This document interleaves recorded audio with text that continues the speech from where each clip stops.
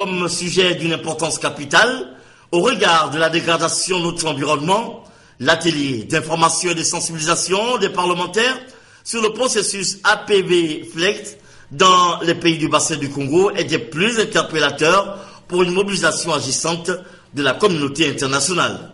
D'où cette interpellation du président de l'Assemblée nationale.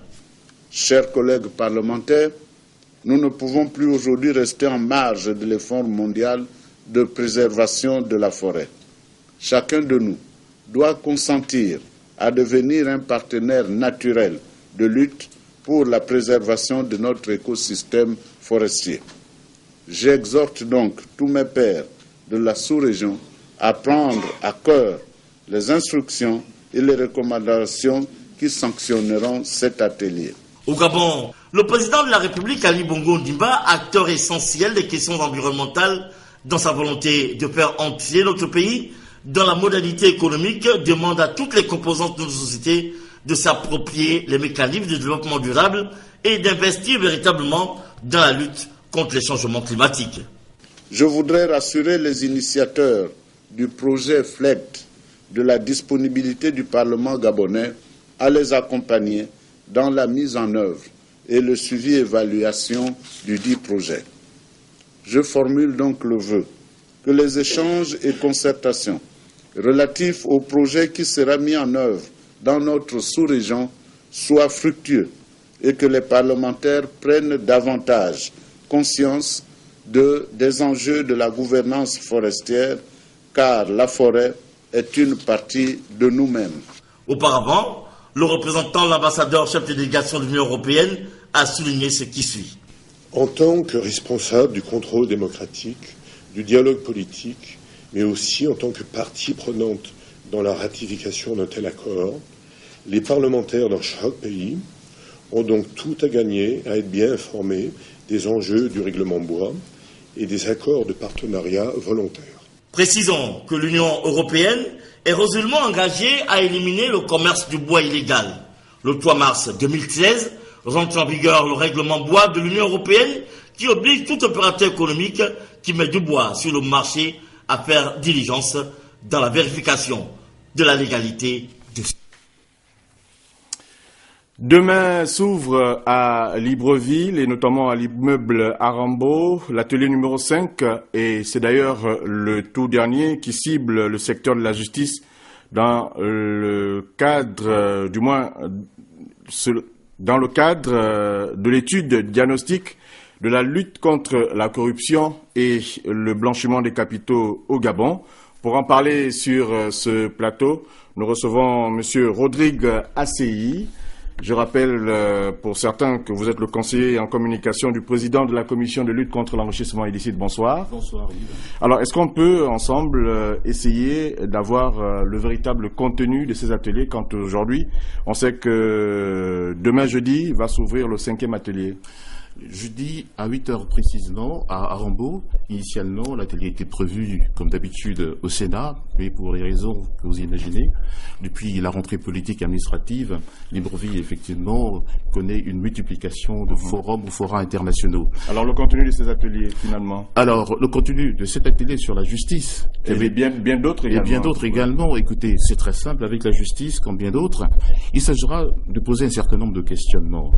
Alors, existe-t-il, oui ou non, la corruption dans le secteur de la justice? Existe-t-il, effectivement, des conséquences dans ce domaine bien précis? Quelles sont, surtout, les propositions qui pourraient être faites? Et je vais m'oublier un aspect très important. Est-ce qu'il y a une ampleur de la corruption dans le secteur de la justice, qui est une institution sociale, comme vous le savez? Ce sont ces questionnements qui vont être posés dans un échange, un atelier qui sera participatif. Le président de la Commission nationale de lutte contre l'enrichissement illicite, que je représente ici, M. Vincent Lebon de Le Mali, insiste sur le côté participatif. Il ne sera pas là question d'être dans un auditorium, fût-il celui de Arambo, pour écouter, subir les intervenants qui seront deux facilitateurs que sont M. Raymond Onana, qui est facilitateur international, et l'expert national, M. Benjamin Ngemamba, qui auront donc le loisir et surtout qui se feront l'honneur d'édifier l'assistance sur un certain nombre de préoccupations concernant effectivement le domaine de la justice. Alors, qu'est-ce qui est finalement recherché au terme de ces ateliers, la finalité? Bon, la finalité, elle est très simple, c'est l'élaboration de la stratégie nationale de lutte contre la corruption et le blanchiment des capitaux dans notre pays. Cette stratégie sera un breviaire. Mais pour y parvenir, nous avons justement lancé le processus. Vous le savez, le 16 juillet dernier, au siège de la Commission a été lancé ce processus, suivi immédiatement du côté pratique. Le 8 août, avec une série d'ateliers, il y a eu 10 ateliers sectoriels. On a énuméré, entre autres, le budget d'investissement, les marchés publics, les impôts, la douane, l'éducation, l'économie forestière, la décentralisation et surtout également la santé. Et tout cela va déboucher sur un document stratégique. Ce document va être validé dans un premier temps dans ce qu'on appelle la validation du diagnostic, c'est-à-dire que l'ensemble de toutes les contributions vont être mises ensemble pour que finalement un groupe d'experts se réunisse pour valider ce document. Ensuite, la prochaine étape va être le 5 octobre précisément, et ça va être très intéressant, c'est la validation du diagnostic, la validation plutôt de la stratégie nationale, avec naturellement une grand-messe que nous prévoyons, ça pourrait être à la démocratie, en présence des plus hautes autorités de ce pays. Voilà. Alors, en ce qui concerne justement cette stratégie, il va falloir également expliquer clairement qu'elle ne sera pas lettre morte, qu'elle ne va pas demeurer dans les tiroirs une fois de plus, puisque certains affirment qu'il y a beaucoup d'annonces faites, il y a beaucoup de plans stratégiques qui voient le jour, et que finalement, ils amérissent dans les fonds de nos assaillants. Oui. Alors, cette stratégie va être suivie dans un premier temps à court terme par un centre de pilote ou un centre de pilotage. Et ensuite, à l'horizon 2016, nous aurons effectivement une application intégrale sur l'ensemble du territoire national. Voilà, merci Rodrigue. En tout cas, vous nous réservez l'essentiel pour demain à Arambo, au lieu du Sénat.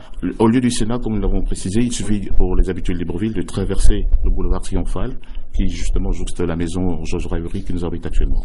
Merci, et à demain. Et à demain, merci. Ce soir, nous revenons sur l'audition d'hier au Conseil national de la communication. Les directeurs généraux de la RTG1 et de TV+, vous le savez, étaient face aux conseillers membres de cette institution de régulation des médias au Gabon. Le respect des cahiers de charges des entreprises des médias et la préservation de la cohésion sociale au Gabon étaient donc au centre des échanges. Buaou Mikala.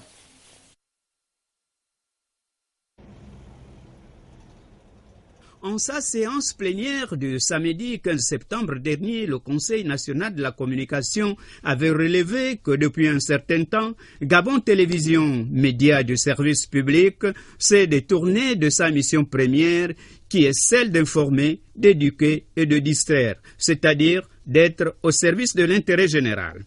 Pour ce motif, le Conseil avait décidé d'auditionner le directeur général de la RTG chaîne 1, ce qui a été fait. Nous prenons acte de ces observations.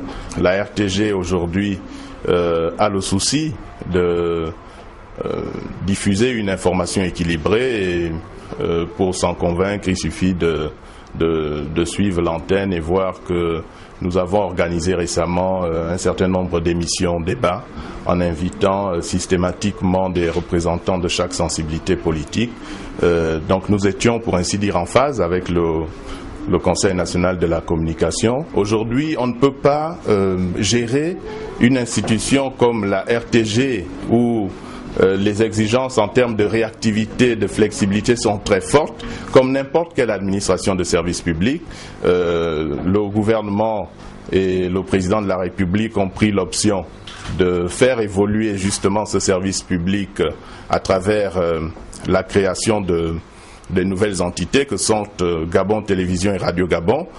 Nous espérons qu'avec l'aboutissement de ce nouveau cadre institutionnel, les médias auront effectivement les moyens de pouvoir assumer pleinement leur mission de service public parce que, au-delà des questions d'ordre éthique et déontologique, je pense que les moyens qui sont mis à la disposition de ces chaînes, le cadre institutionnel qui leur permettent de disposer d'une véritable autonomie administrative et financière sont essentiels pour pouvoir assumer pleinement ces missions de service public.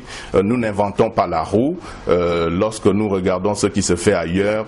La plupart des chaînes de télévision fonctionnent effectivement sur le modèle des offices, sur le modèle des entreprises de services publics. Ça leur donne la flexibilité et la réactivité nécessaires. Je pense que c'est là une exigence forte que nous avons pu faire passer au Conseil national de la communication. Saisissant cette opportunité, le directeur général de la RTG Chaîne 1 a émis le souhait de voir le Conseil national de la communication aider les chaînes publiques à conduire la réforme qui du reste a déjà été engagée par le gouvernement en accélérant le processus. Cette communication émanant d'une autre institution et notamment du Sénat, le président de cette institution porte à la connaissance de mesdames et messieurs les sénateurs que le programme des travaux législatifs est fixé comme suit. Demain, jeudi 27 septembre 2012, commission des lois et des affaires administratives, 9h30, réunion de la commission ad hoc chargée d'examiner la proposition de loi fixant le régime des associations d'inspiration religieuse au Gabon. Ce sera à la salle Amogo, demain 9h30. On reste au Sénat pour parler de cette rentrée politique du groupe parlementaire PDG ce matin en présence du secrétaire général du Parti démocratique gabonais, Faustin Boukoubi. Il faut dire que là-bas, l'allocution du président du groupe parlementaire PDG, Madame Georgette Coco, a été le point focal de cette cérémonie. Compte rendu, Guy Roger Lendira, Hilario Nkumbu, Alfred Robaki. Dans un discours à forte tonalité, le président du groupe parlementaire du Parti démocratique gabonais au Sénat, Mme Georgette Coco, a, en présence du secrétaire général du Parti démocratique gabonais et du président du Sénat, appelé ses collègues sénateurs à s'approprier le discours du chef de l'État devant le Parlement en accompagnant le président de la République, Ali Bongo Ondimba, dans sa volonté de rompre avec les pratiques anciennes pour un renouvellement des générations. Ce discours du chef de l'État doit nous interpeller au premier chef au regard des inquiétudes, des doutes et des menaces inhérentes à l'idée d'une conférence nationale souveraine qui n'a pas sa place. Et nous avons retenu, dira Mme Georgette Coco, le niet du président de la République à cette conférence nationale. Aujourd'hui, dira Mme Georgette Coco, est de remettre la nation gabonaise et ses valeurs au-dessus de tout. Évoquant la force des institutions gabonaises, elle dira que le Sénat, à travers la transition assurée par Mme Rose-Francine Rogombe, président du Sénat, a prouvé à suffisance la solidité des institutions de notre pays. Elle appellera ses camarades et collègues à plus de travail en rappelant la responsabilité des uns et des autres pour atteindre les objectifs du plan stratégique Gabon émergent. Nous devons, chers camarades et chers collègues, nous aussi, travailler sans relâche pour l'avènement d'un Gabon moderne. C'est à quoi le distinguer nous convie. Et je cite, « Les représentants du peuple que vous êtes doivent travailler sans relâche en vue de créer chaque jour les conditions de production d'un Gabon prospère à travers le vote de la loi, le consentement de l'impôt et le contrôle quotidien de l'action de l'exécutif dans les conditions prévues par la loi. » En parlant de l'action qu'elle souhaite impulser avec ses collègues du Parti démocratique gabonais dans le groupe parlementaire de cette formation politique, tout en les invitant à être un modèle, un laboratoire d'idées et de propositions novatrices, Mme Georgette Coco reste attachée au soutien de l'action du distingué président du Parti démocratique gabonais, à la promotion des idéaux de ce parti, au respect du règlement du Sénat et du groupe parlementaire PDG au Sénat, à la discipline, à l'harmonisation et à la concorde au sein du groupe. La 28e promotion de l'ENA, l'ENA c'est l'École nationale d'administration. Cette promotion sera baptisée Paul Biyogemba, du nom donc du président du Conseil économique et social. C'est donc pour faire le point, notamment parler des questions liées à la réinsertion de ces énarques dans la vie active que le parrain a reçu aujourd'hui à son cabinet de travail. Ses filles, le reportage, Frédéric Alogue-Sessa et Idriss Mongala. La présente rencontre avec le parrain de la 28e promotion de l'ENA pour l'année 2010 s'inscrit dans la volonté de garder un contact permanent entre le parrain et ses filleuls, l'objet particulier portant sur la présentation des félicitations à Paul Biyogemba suite à sa nomination le 28 juin dernier au poste de président du Conseil économique et social. Le major de cette 28e promotion, Sylvestre Ovonesono, au nom de ses collègues, s'est dit confiant sur le fait que le parrain saura impulser une nouvelle dynamique, non seulement au sein de l'institution qu'il dirige, mais aussi en ce qui concerne les recommandations à formuler au gouvernement en matière d'amélioration de la situation socio-économique du pays. Cet entretien à bâton rompu avec le parrain de la dite 28e promotion de l'ENA a permis aux interlocuteurs du président du CES de faire état de